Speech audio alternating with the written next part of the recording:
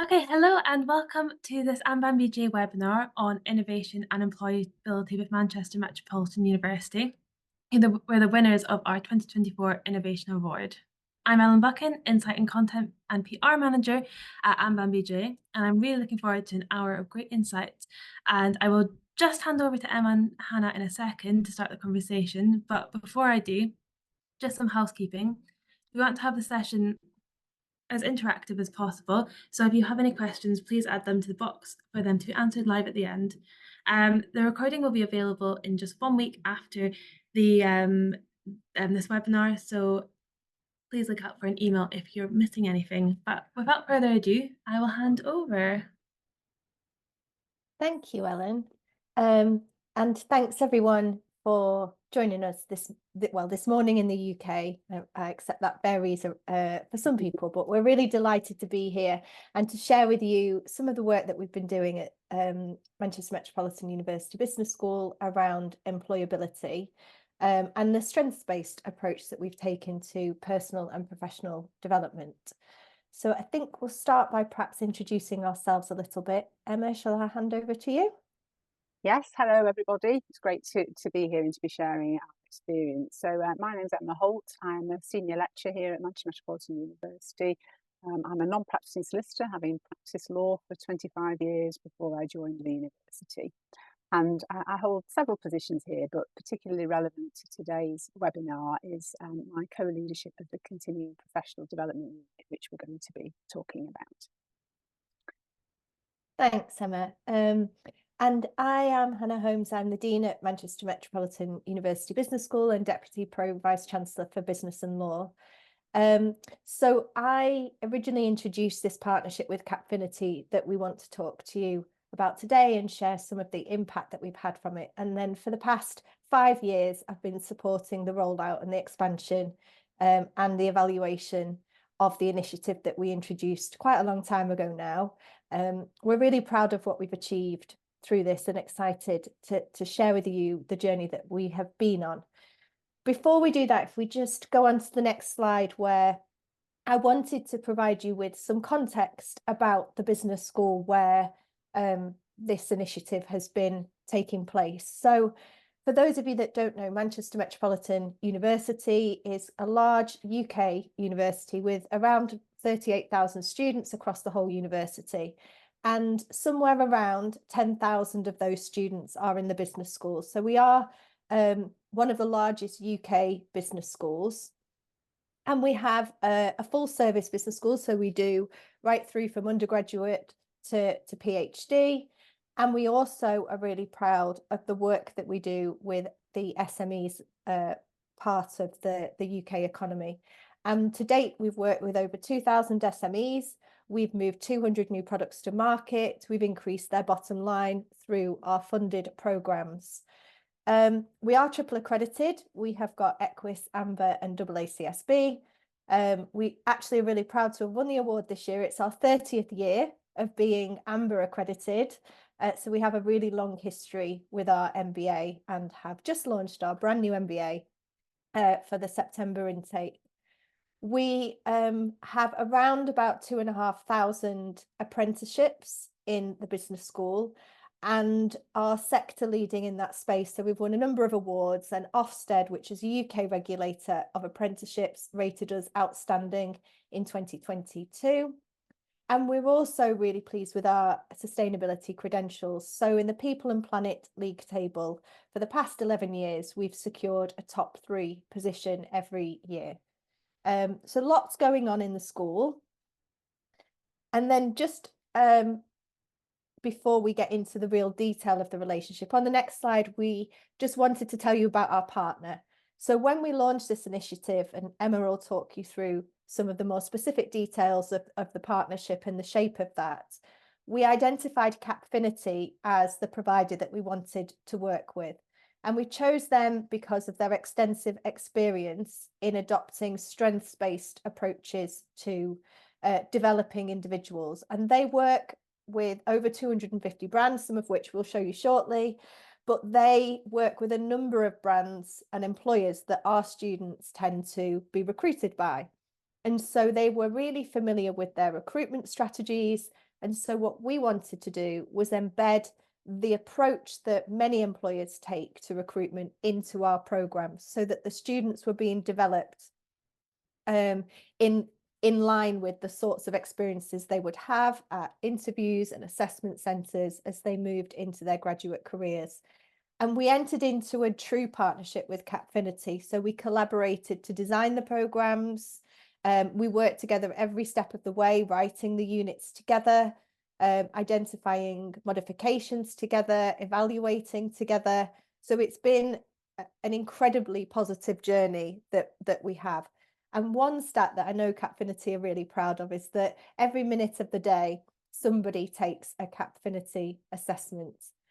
And then on the next slide is just an overview of all of the different partners that Cappfinity works with. And these are groups, so you can see that we have separated these out into different areas. So professional services, travel and transport, media and recruitment, finance, energy, legal, retail, health and public services.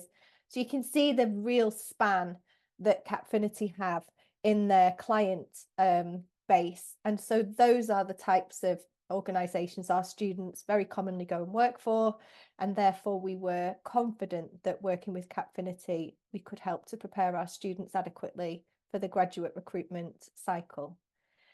So I'll hand over to Emma to talk through what we actually did with Cappfinity. Thanks, Hannah.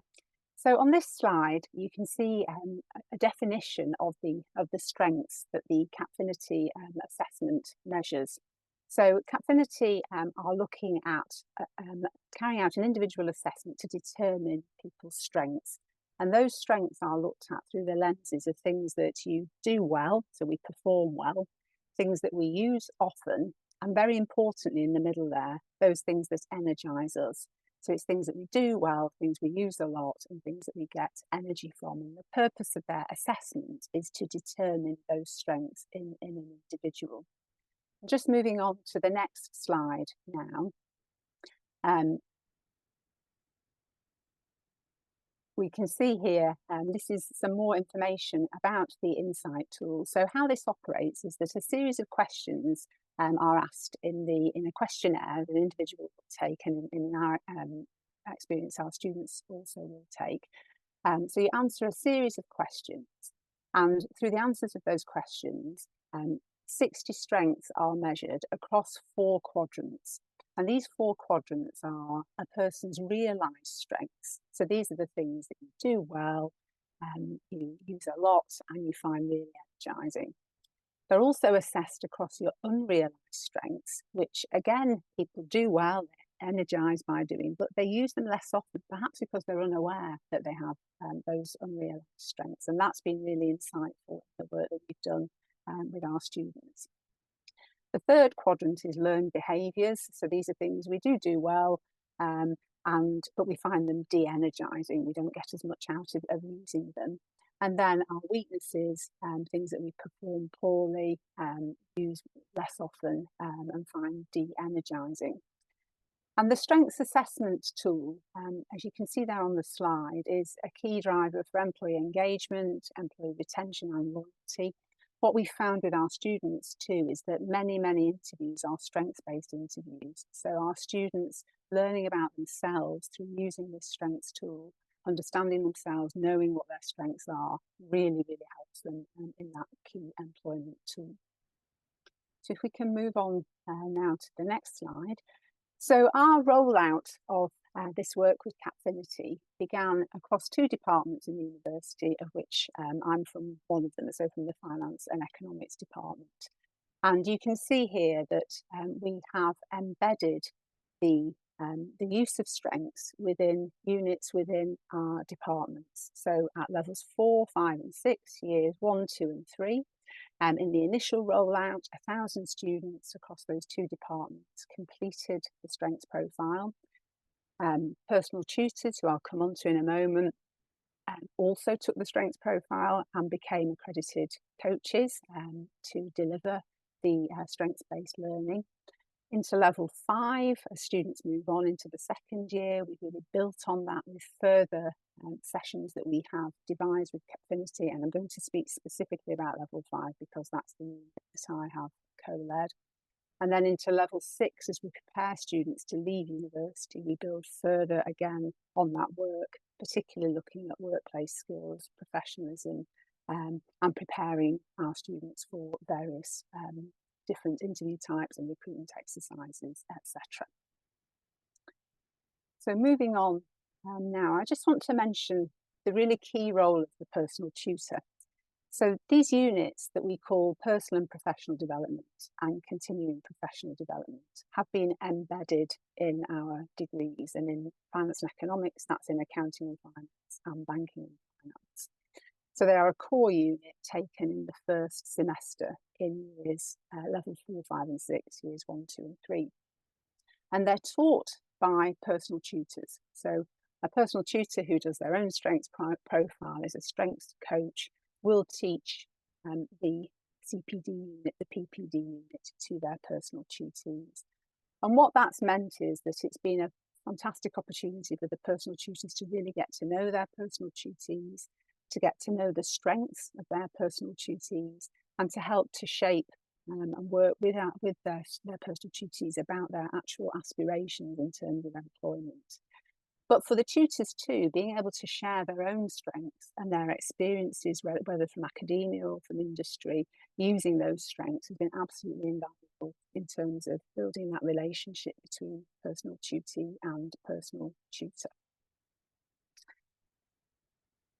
This slide seeks to capture 8 employability strengths. So if you look clockwise from commercial acumen through to innovation, these strengths form quite a large part of the work that we do at level 5, and they derive from Cappfinity's work with their multiple clients across multiple industries and the data that they've obtained from those clients to show the key employability strengths that clients of Cappfinity and typical employers in the marketplace are looking for in early career professionals and in graduates.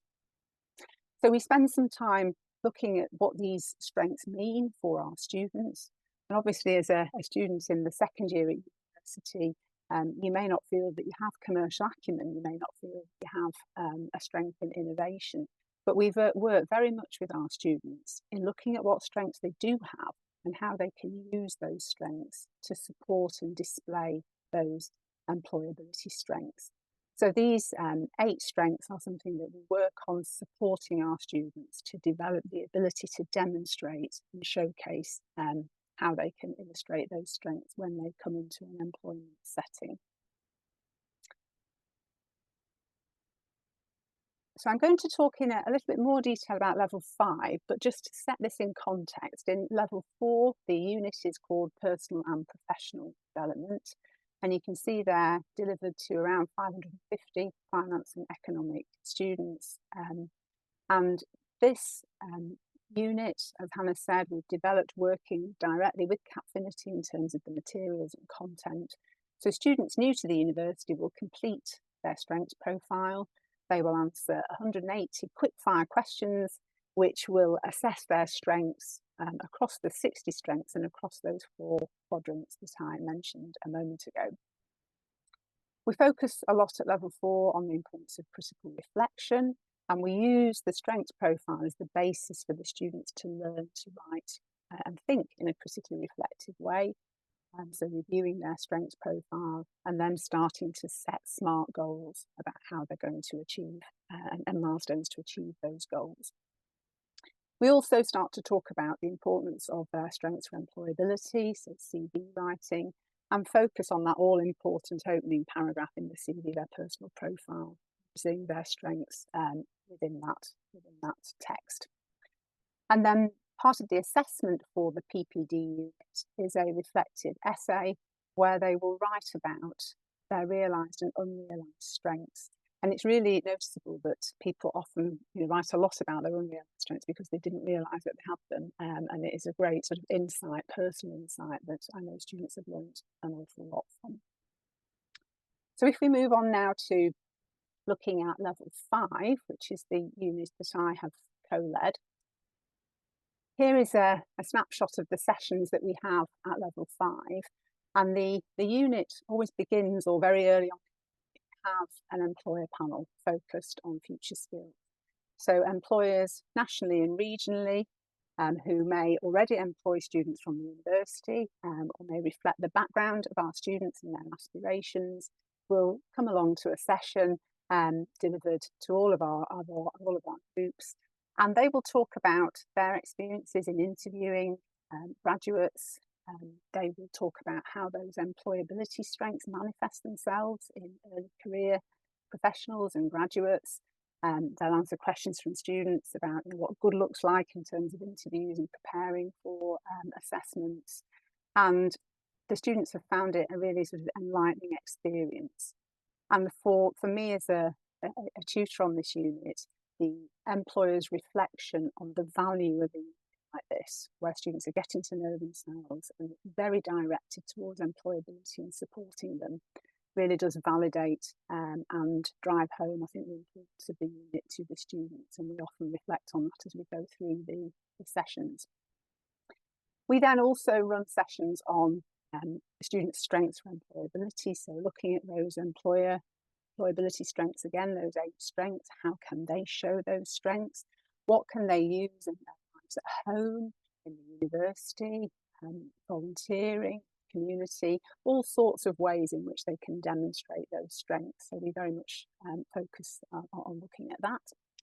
We also spend some time looking at students' authentic personal brand, and I really stress that word authentic. We really encourage the students to be themselves, to be their best self, and ask them to think about what would they want an assessor to remember about them at the end of the interview or an assessment centre.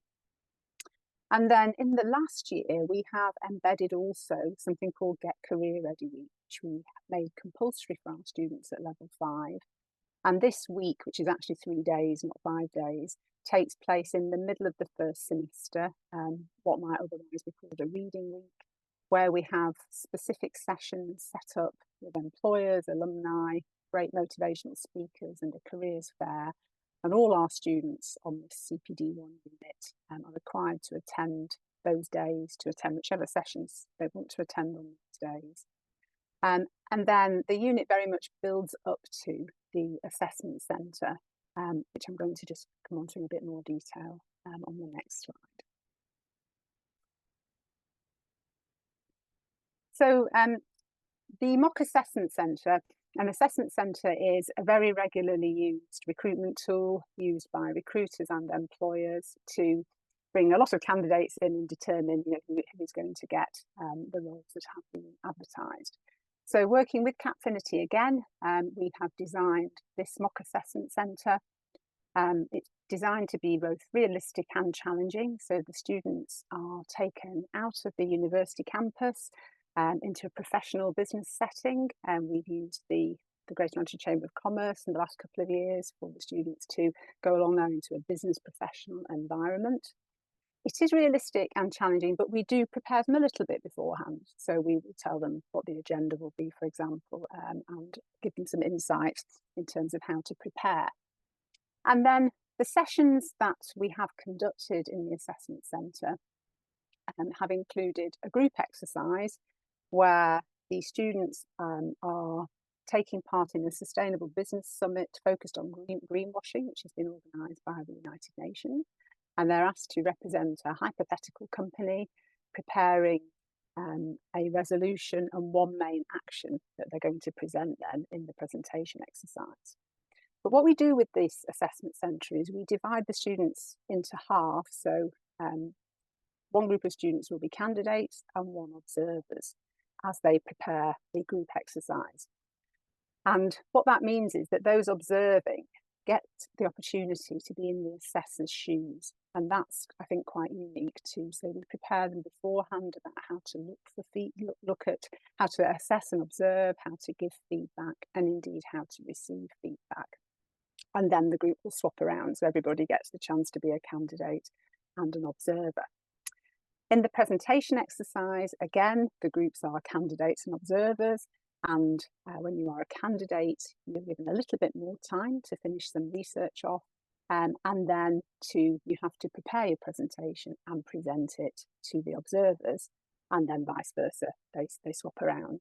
And the tutors are moving around at the same time, watching, but the observing is very much the responsibility of students and their peers. And all of these exercises are testing key strengths that have been identified with Cappfinity.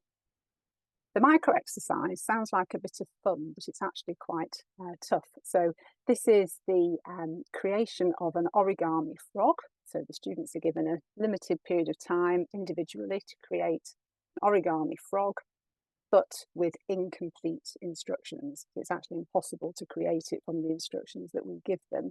And the purpose of that exercise is actually to test resilience. How do you persevere? How do you cope if you can't get it right? So it's testing resilience.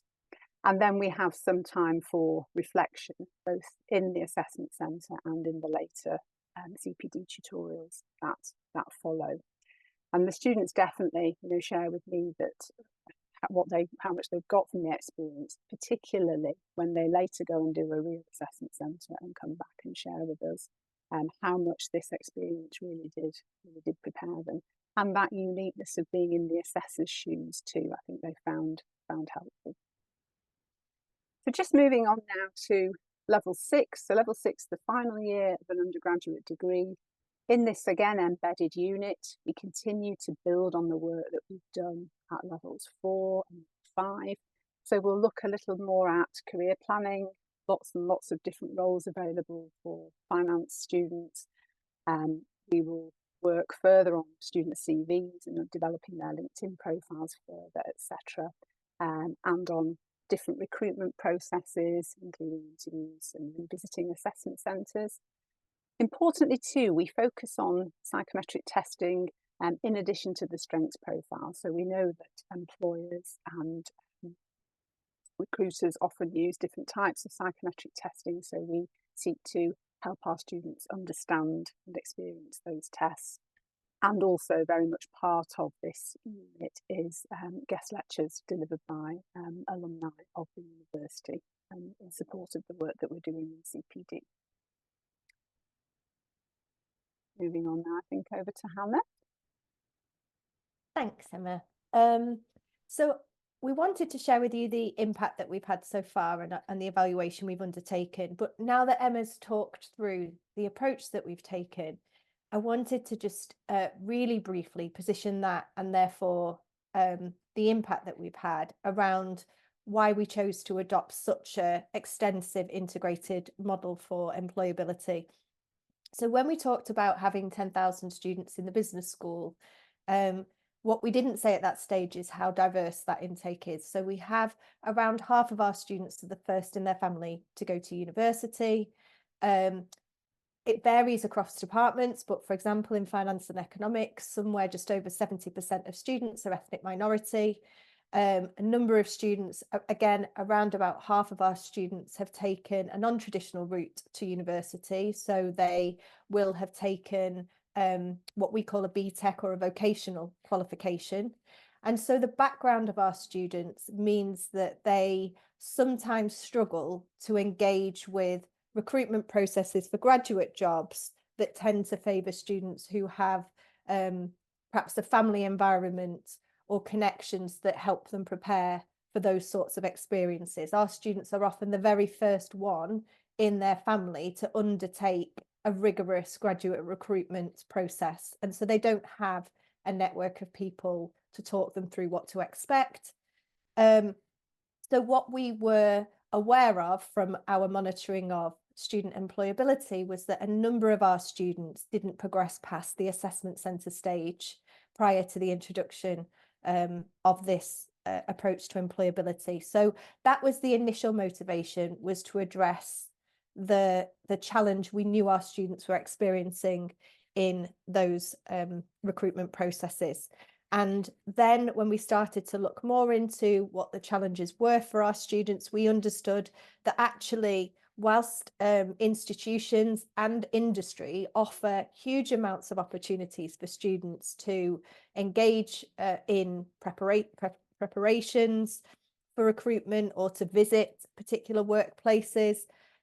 For our students, because of either confidence or because of time commitments, doing those things outside of the curriculum was sometimes for students a challenge, and so they became disadvantaged against peers who perhaps didn't have caring responsibility, maybe were not commuter students, and therefore had more time and space to benefit from a whole range of extracurricular opportunities. So in order to have equality of opportunity, we embedded the approach into the curriculum and created space for it, knowing that that meant that all students would have access to the same preparation. And then the final thing in terms of where I think we've been able to achieve a distinctiveness and have impact beyond the metrics that we'll just run through is that we've shifted from a deficit model. So our previous approach to employability had been similar to a number of university and school approaches, which is to identify a set of skills that we know commonly employers look for, communication, critical reasoning, and have sessions that presented those things to the students so they were aware of them. And that's a very deficit approach. So it's taking a series of things and saying this is what you have to be like, whereas the strengths-based approach flipped the whole thing around an individual knowing their own qualities and being able to really interrogate those and being proud of the things that they're really good at, aware of the other areas that they might be good at but not aware, or where they perhaps had less of a strength. And so that helps them really interrogate what types of careers and where might they succeed. But right from the beginning, it was all about celebrating the qualities that every individual student had and the distinctiveness of those, rather than saying collectively, you all need to have this set of homogenous skills when you exit university. So those things were our motivations, and we're really pleased that we've started to be able to evaluate the impact now. So just to say that 5,000 students and over 100 academics have completed the strengths-based approach, and it's across all 5 of the business school departments. We have a questionnaire that our students have always completed across the university at the point of enrolment. Each year, it asks them about their personal feelings towards their career readiness. And we've seen a 67% increase in students declaring themselves to be career ready as they enter into their final year. So at that stage, they'll have done 2 years of this employability approach. And we've also seen an increase in the number of students from the programme who have secured placements with Times top 100 employers. So before we introduced this, there was 2% of students in 2021 who were successful in securing placements with the Times top 100. And in 2023-24, that is now 30% of our students. So that's a really significant achievement. We are also now able to track our graduate outcomes for the students that have had significant exposure to this model. And in finance and economics, for example, there was a 2.3% increase last year, 14% over the 3-year period that we have been rolling this out. So the last bit is just to say that our student satisfaction with their personal tutors has also increased. So they're seeing more value in the relationship they have with those key people in the departments as a result of having a more meaningful conversation that focuses on their strengths. So then on the next couple of slides, we just wanted to share you some feedback from our students. And so this is from one of our second year students last year, who talked about the fact that these employability skills were really helping them to gain confidence, to understand the process. Students always talk about how valuable they find the assessment centre, although they are, because we make it very realistic, they are very nervous in the lead up, but then they find, that it was hugely valuable to them.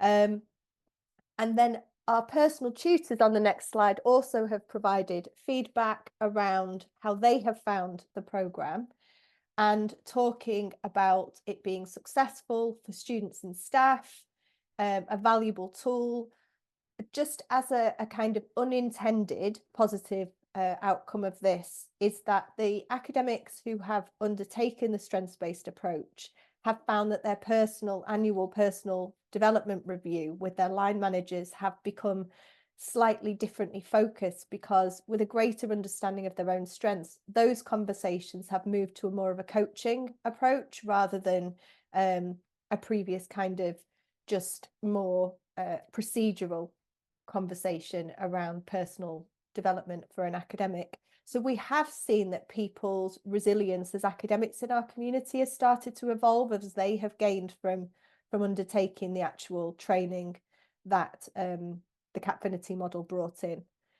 And one of our first year personal tutors has said about it's looking at the hidden gem of an unrealized strength. And Emma's mentioned that a lot. I think realizing that you have these strengths that you didn't realize because you don't use them very often, and the potential you could have from drawing on those more heavily is something that's really eye-opening to the students. And I think for the academics who are forming relationships with them as personal tutees, really seeing the students start to grow in confidence as they harness their own potential is really fulfilling.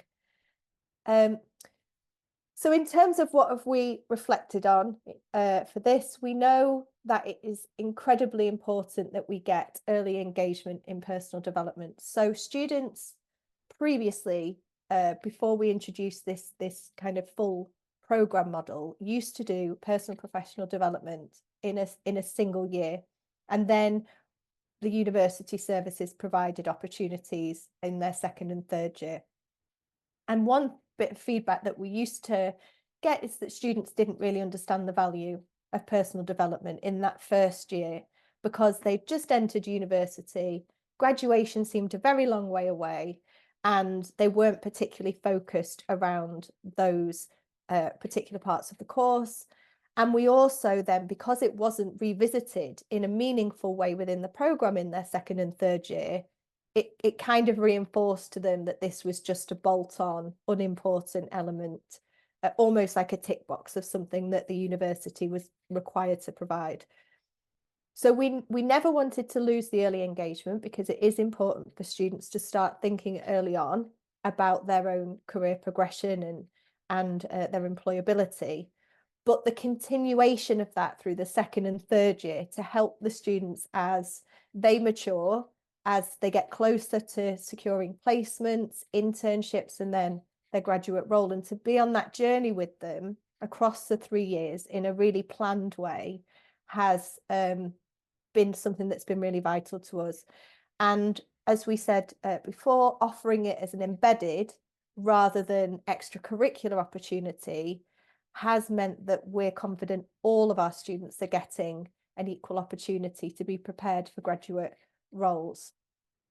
So I think those are the things that where we have seen courses that maybe haven't adopted quite such an integrated approach, and they've bolted the strengths-based approach into existing provision rather than creating space and really thinking across the 3 years. We don't see the same scale of impact as we do in those departments that have really thought about how to make this a core part of the curriculum and place significant importance on it.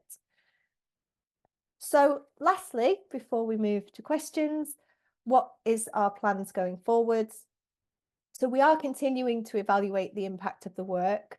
The current cohort who are just graduating will be the first ones who have gone through every single part of the process. So previous graduates, where we are seeing impact on their success in securing roles, have had more of an interventionist approach. So we've exposed them to elements of this through their second and third year.